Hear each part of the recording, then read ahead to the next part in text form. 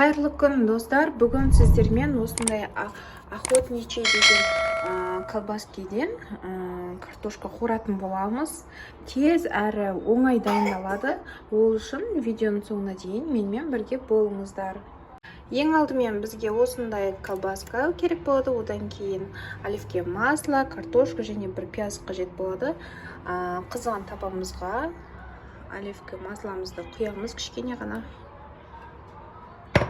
Және пиязымызды и колбаскамызды дөңгелек етіп турап саламыз.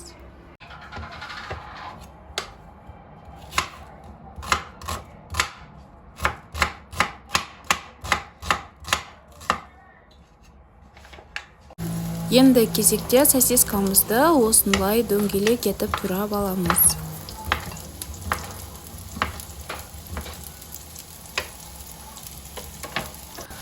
Қуырылып жатқан пиязымызбен екеуін қосып, жақсылап қуырамыз қызарғанша.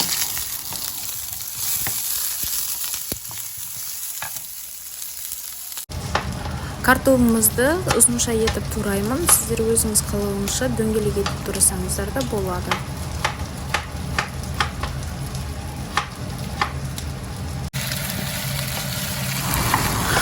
Барлығын қосып, жақсылап қуырып аламыз.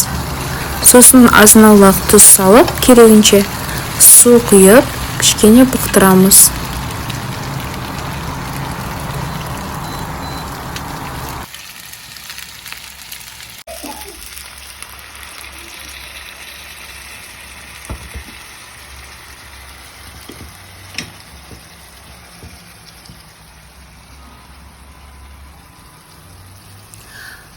Міне достар, біздің картофеліміз дайын болды 30 минутта.